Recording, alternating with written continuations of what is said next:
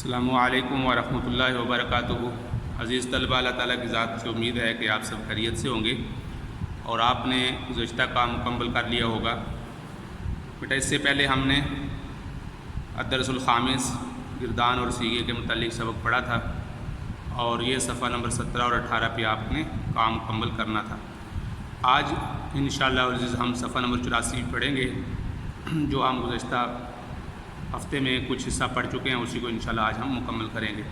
تو یہ آپ نوٹ فرما لیں، صفحہ نمبر 84 پہ آج جو ہم سبق پڑھیں گے وہ آپ نے یاد کرنا ہے، بار بار پڑھنا ہے تاکہ آپ کو اچھی طرح یاد ہو جائے، اور مجھے امید ہے کہ یہ پچھلا سبق بھی آپ کو سمجھ آ گیا ہوگا۔ تو سبق پڑھنے سے پہلے دعا پڑھ لیں، رب یسر ولا تعسر وتمم بالخیر وبک نستعین یا فتاح یا فتاح یا فتاح۔ یہ اب کتابیں کھول لیجئے، پہلے ہم اس سبق کی دہرائی کر لیں گے، پھر انشاءاللہ ہم یہ اگلا سبق پڑھیں گے۔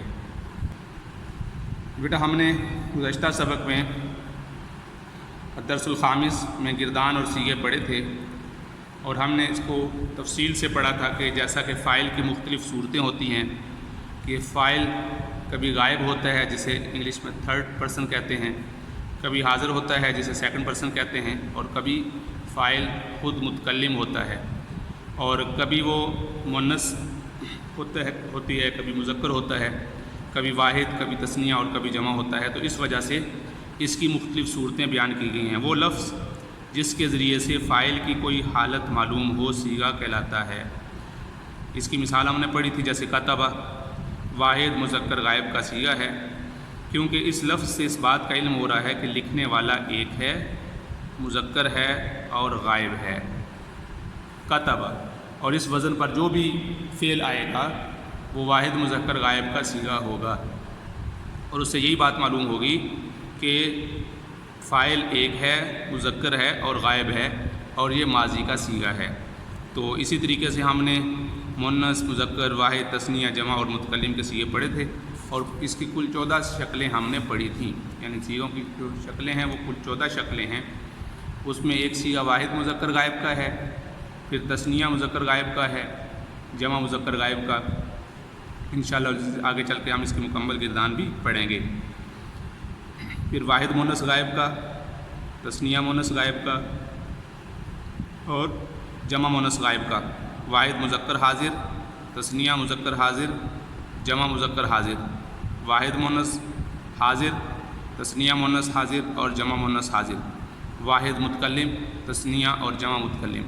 اب اس میں واحد میں اور تثنیہ میں مذکر اور مؤنث کے علیحدہ علیحدہ صیغے نہیں ہیں، اس وجہ سے اس کے 2 ہی صیغے بنتے ہیں۔ جیسے دیکھیے یہاں پہلے 3 مذکر کے ہیں، پھر 3 مؤنث کے ہیں، تو یہاں پر واحد کا مذکر اور مؤنث دونوں کا ایک ہی صیغہ ہے، اور اسی طرح تثنیہ، جمع، مؤنث، مذکر، تو گویا کہ واحد متکلم کے صیغے میں 2 صیغے آ گئے، مؤنث اور مذکر کے، اور جمع متکلم اور تثنیہ متکلم میں 4 صیغے آ گئے، تثنیہ کا بھی، جمع کا 2 اور مؤنث اور مذکر 4، تو گویا کہ یہ 6 صیغے ان 2 ہی الفاظ میں آ جائیں گے۔ تو دو لفظ یہ ہو گئے، 2 صیغے یہ ہو گئے اور 12 صیغے یہ ہو گئے، تو اس طرح کل صیغے 14 صیغے ہو گئے تھے۔ یہ گزشتہ سبق تھا، مجھے امید ہے کہ یہ آپ نے سبق یاد کر لیا ہوگا۔ اس کے بعد ہم آگے جو صفحہ نمبر ہمارا 84 تھا اس کو پڑھیں گے انشاءاللہ۔ دیکھیے بیٹا ہم اس سے پچھلے ہفتہ میں الدرس الرابع اسم کی اقسام پڑھ رہے تھے، اور اسم کی اقسام میں ہم نے اسم کی تقسیم بے اعتبار جنس کے، یعنی مؤنث اور مذکر ہونے کے اعتبار سے پڑھی کہ اسم یا تو مؤنث ہوگا یا مذکر ہوگا۔ مؤنث کی پھر 2 قسمیں تھیں، ایک دیکھیں مؤنث حقیقی ہے اور ایک مؤنث قیاسی ہے۔ تو یہ مجھے امید ہے آپ نے یاد کیا ہوگا، جس کے مقابلے میں کوئی مذکر حیوان ہو اسے مؤنث حقیقی کہتے ہیں، اور جس کے مقابلے میں کوئی مؤنث حیوان نہ ہو اور صرف علامات سے پہچانا جا رہا ہو تو اسے مؤنث قیاسی کہتے ہیں، جیسے جنت۔ پھر اس کی دوسری جو تقسیم تھی وہ بے اعتبار عدد کے تھی، واحد، تثنیہ اور جمع ہونے کے اعتبار سے، کہ وہ کبھی اسم واحد ہوگا، جیسے رجل ایک آدمی، کتاب ایک کتاب۔ مفرد کو اردو میں مفرد کہتے ہیں، جبکہ انگریزی میں سنگولر کہتے ہیں، یہ ہم گزشتہ سبق پڑھ چکے ہیں۔ اسی طرح تثنیہ کو ڈیول کہتے ہیں، رجلانی، کتابانی، اور اردو میں اس کو تثنیہ کہتے ہیں اور عربی میں مثنیٰ کہتے ہیں۔ اور جمع وہ اسم ہے جو تین یا تین سے زائد کے لیے استعمال ہو، جیسے رجال بہت سارے آدمی، کتب بہت ساری کتابیں۔ جی اب دیکھیے گا، یہاں تک ہم گزشتہ سبق میں پڑھ چکے ہیں۔ آج ہم نے یہاں سے پڑھنا ہے فائدہ۔ آج ہم صفحہ نمبر 84 پڑھیں گے اور اسی کو آپ نے یاد کرنا ہے۔ یعنی ہم جو پیچھے واحد، تثنیہ اور جمع پڑھ کے آ چکے ہیں، اس کے متعلق ایک قاعدہ ذکر کرنے جا رہے ہیں۔ وہ قاعدہ کیا ہے کہ اس کے آخر میں اگر الف نون لگا دیا جائے تو وہ تثنیہ بن جاتا ہے واحد کے اسم کے آخر میں۔ جیسے دیکھیے کتابن کے آخر میں الف نون لگا دیں تو کتابانی بن جاتا ہے۔ کراستن کے آخر میں اگر الف نون لگا دیں تو کراستانی۔ تو مفرد مذکر کو جمع بنانے کے لیے عموماً اس کے آخر میں واو نون کا اضافہ کیا جاتا ہے۔ جیسے مسلمن تھے، واو نون لگا کے مسلمون، اور مفرد مؤنث کی جمع بنانے کے لیے اس کے آخر میں تا ختم کر کے الف تا کا اضافہ کر دیا جاتا ہے۔ جیسے مسلمتن، اور اس کے آخر میں الف تا لگا دیں گے تو مسلماتن، اور اسی طرح بنتن، اس کی جمع بناتن، مسلمون، حافظون، تو اس کی جمع بنے گی۔ اسی طرح جیسے مدرسون، تو معلمون، تو اس طرح بہت سی، اسی طرح آخر میں واو نون لگا دیں گے تو اکثر عمومی طور پہ اس کی جو جمع بنتی ہے واحد کے سیغے کے آخر میں واو نون لگا دیں تو یہ جمع بن جاتی ہے۔ اور اگر مفرد کے سیغے کے آخر میں واو الف نون لگا دیں تو یہ تثنیہ بن جاتی ہے۔ جیسے کتابن، کتابانی، کراستن، کراستانی۔ اب یہ قلم واحد ہے تو اس کی جو تثنیہ بنائیں گے تو قلمانی، 2 قلم۔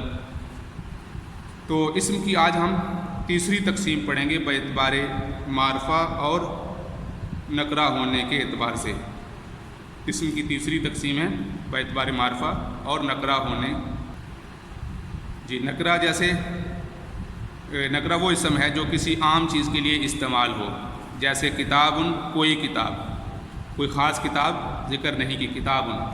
نکرہ کو اردو میں اسم عام اور نکرہ کہتے ہیں، اور انگریزی میں اسے کامن ناؤن کہتے ہیں، یعنی اس کو متعین نہیں کیا گیا، فکس نہیں کیا گیا۔ اور اس کے مقابلے میں معرفہ وہ اسم ہے جو کسی خاص چیز کے لیے استعمال ہو، جیسے خالدن، کسی خاص آدمی کا نام۔ ظاہری بات ہے آپ کی کلاس میں اگر کہا جائے خالد تو وہ ایک ہی طالب علم کا نام ہوگا، اور اگر خالد 2 یا 3 ہیں تو خالد بن فلاں یا خالد، اس طرح اس کی پہچان ہو جائے گی، اور وہ ہر وضع کے اعتبار سے خالد، ہر ایک کا نام علادہ ہونے کے اعتبار سے وہ متعین ہے۔ اسی طرح الکتاب، اس کا معنی ہوگا کوئی مخصوص کتاب۔ معرفہ کو اردو میں اسم خاص کہتے ہیں اور معرفہ بھی کہتے ہیں، یعنی معرفہ عربی میں بھی آتا ہے اور اردو میں بھی اس کا نام معرفہ ہی ہوتا ہے، اور اس کو انگریزی میں پراپر ناؤن کہتے ہیں۔ اور کسی عام اسم نکرہ کو خاص معرفہ بنانے کا طریقہ یہ ہے کہ اس پر الف لام داخل کر دیا جاتا ہے۔ آپ دیکھ رہے ہیں یہاں پر اس کا معنی تھا کتابن، کوئی کتاب، جب ہم نے اس کے شروع میں الف لام لگا دیا الکتاب تو ایک معنی گیا مخصوص کتاب، تو الف لام شروع میں داخل کر دیا۔ عربی میں الف لام کا استعمال ایسا ہی ہوتا ہے جیسے انگریزی میں دا کا استعمال کر دیا جاتا ہے۔ جیسے رجل، مین، کوئی آدمی، اس کا معنی ہوتا ہے۔ اس سے جب ہم عربی بنائیں گے تو اس سے کریں گے الرجل، اور انگریزی میں سے کہیں گے دا مین۔ اسی طرح خاص، اس کا معنی ہوگا خاص آدمی۔ کتابن، بک، اس کا معنی ہوتا ہے، دیکھ لیجیے انگریزی میں اور اردو میں اس کا معنی ایک ہی ہے، اور اسی طرح عربی میں بھی اس کا معنی کوئی کتاب۔ لیکن ہم جب اس کی عربی میں کوئی اس کو معرفہ بنائیں گے تو اس کو شروع میں الف لام لگا دیں گے تو الکتاب بن جائے گا، تو انگریزی میں اس کا ترجمہ ہوگا دا بک، خاص کتاب۔ تو بیٹا اس میں جو آپ نے کام 4 لائنیں آپ نے اچھے طریقے سے یاد کرنی ہیں۔ ایک یہ کتابن، جب اس کی تثنیہ بنائیں گے تو اس کی آخر میں الف نون لگا دیں گے، جمع بنائیں گے تو واو نون لگا دیں گے، جمع مؤنث بنائیں گے تو الف تا لگا دیں گے۔ اور اسی طرح معرفہ نکرہ وہ ہے جو کسی عام چیز کے لیے بولا جائے، استعمال کیا جائے، اور معرفہ وہ ہے جو کسی خاص کے لیے استعمال کیا جائے. اور پھر اس کی مثالیں ہیں، اور یہ 4 لائنیں اگر آپ یاد کر لیں گے تو یہ آج کے سبق کا خلاصہ ہے. مجھے امید ہے کہ یہ آپ انشاءاللہ آسانی سے یاد کر لیں گے. السلام علیکم ورحمۃ اللہ وبرکاتہ.